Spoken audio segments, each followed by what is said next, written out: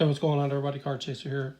So today I'm going to do a video. I took 10 cards out of my collection and just checked the prices on them. And I'm looking at my investment. How much have they gone up? So I only chose 10, but pretty surprising results.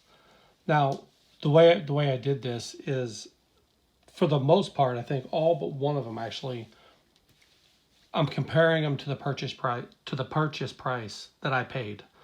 So, for example, number 10, which this actually kind of surprised me that this be number 10 on the list, is the 89 Upper Deck Ken Griffey Jr. Star Rookie. So in June, I paid $74, and the last sale in January of this year was $89. So that's a 20% increase on my investment. Probably my favorite card of all time out of any baseball card. It's a PSA 8, so that's obviously what I looked at as I compared sell prices of the PSA 8. So I've seen a 20% increase on my investment, and I don't expect for this card to do anything but continue to go up. All right, number 9 is the 1961 Topps Whitey Ford. Obviously his card prices saw a bump after he passed away. This is a PSA 5. I paid $30 for it in October. The last sale price in January of this year was $45, so it was a 50% increase. You know, in my opinion, you just cannot go wrong buying vintage Hall of Fame star players, iconic players to the game. And, you know, I had an opportunity to pick this up, so I jumped on it. Okay, number 8.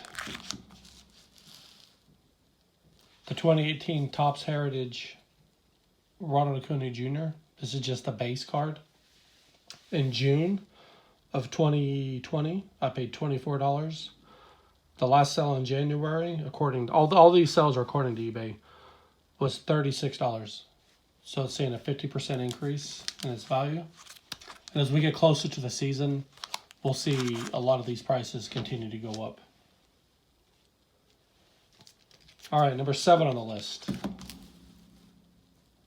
is this 2019 Topps Chrome Mike Trout Blue Refractor. It's the Topps Chrome Update Blue Refractor Mike Trout. It's numbered out of 150. It's number 76 out of 150.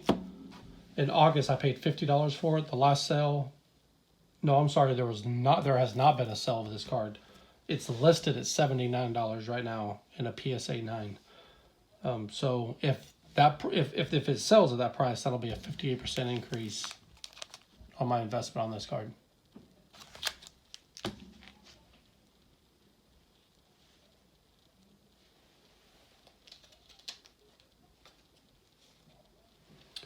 Okay, next up, one of the coolest cards of my collection, I think.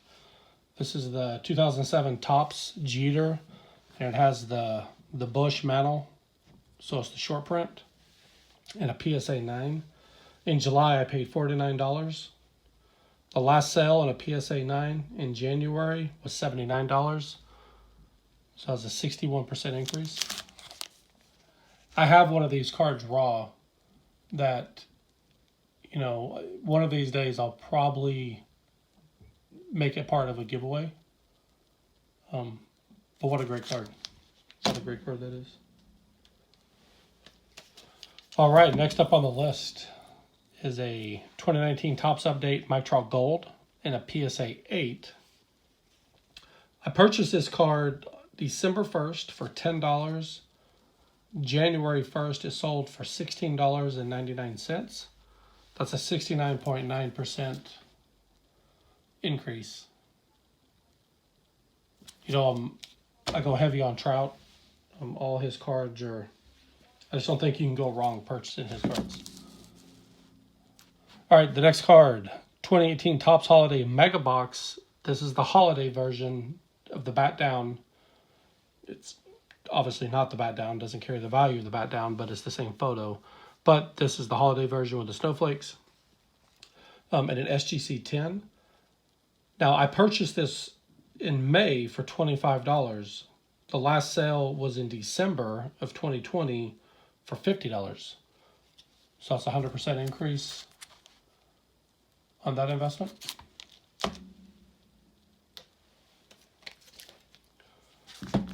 All right. So the 2019 Topps Fernando Tatis Jr. I pack pulled this. So I pack pulled it, I sent it off to be graded. So I could have done this a couple of different ways. I could have just really counted the cost of the grading, which was $10.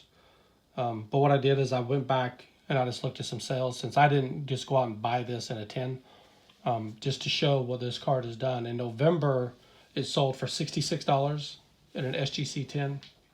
In January of this year, 2021, it sold for $149. So that is a 125% increase. And his cards are just going to keep going up. I mean, if you have the opportunity to jump on his cards, especially these base flagship rookies, in my opinion, that is worth the money spent. Okay, number 2 on the list. I don't think will probably be any surprise to anybody, but the 2018 Topps Update Juan Soto. This is a PSA 9. Oh my. Need to get a new bag on that. That's ripped. But that's the sleeve that this slab is in. That's not damaged to the slab. So I purchased this in April of 2020 for $64. And this, I had to go to 130 Point to get some of the sales information on this card. So a little strange, on January 15th of 2021, it sold for $185, which would make that a 189% increase in my investment.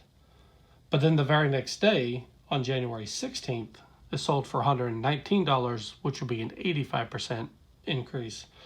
Either way, you know, when you start looking at the sales history of these cards, you get a lot of like the PWCC and those places that you just, honestly, you just can't trust them. There's a lot of history of shill bidding and running the price of cards up to influence the market.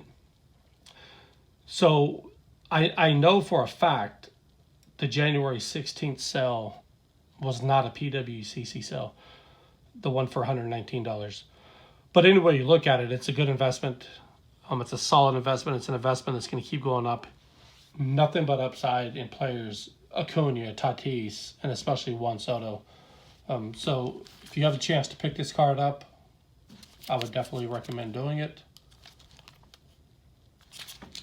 All right, and number one on the list. These are just cards in my collection that I took a look at today.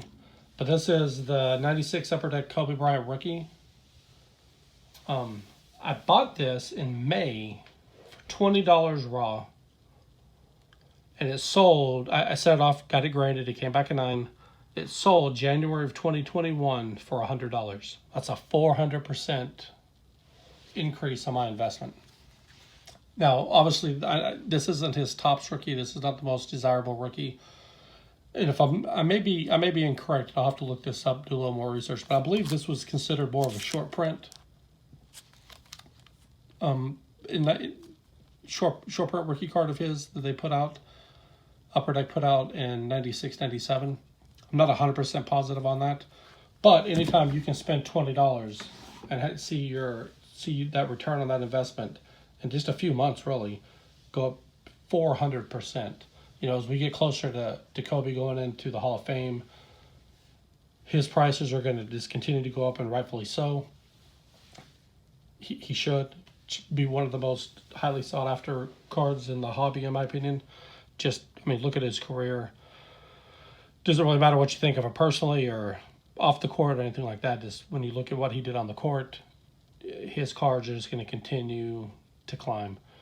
So I hope everybody has a whole bunch of Kobe in their collection. But a 4% increase over my investment, I was pretty happy with that. All right, guys, that's the top 10 cards that I went through today, picked out and compared prices based off what I paid for and what their most recent sales were. Getting ready to send in some cards to be graded. Check that out. There's going to be another video. They're going to be in the playlist. They're going to be called The chase kind of shows a little bit different look on just a totally different video. It kind of goes a little more in depth as I go through this list of 20 cards that I'm trying to, these 20 iconic cards that I'm trying to get. But as always, guys, please check out the Facebook group. The link will be below. Love to see you guys join up and help build that community of people, a place where people can buy and sell and not have to deal with a lot of drama. And then also the link to the eBay store. Any cards that you're looking for, reach out to me. I might have it. I might be willing to sell it. But check out the eBay store. The link will be below. And if you would, please hit the thumbs up button. Give this video a like. And if you haven't already done so, subscribed. Hope everybody has a great holiday weekend. And I'll talk to you guys later.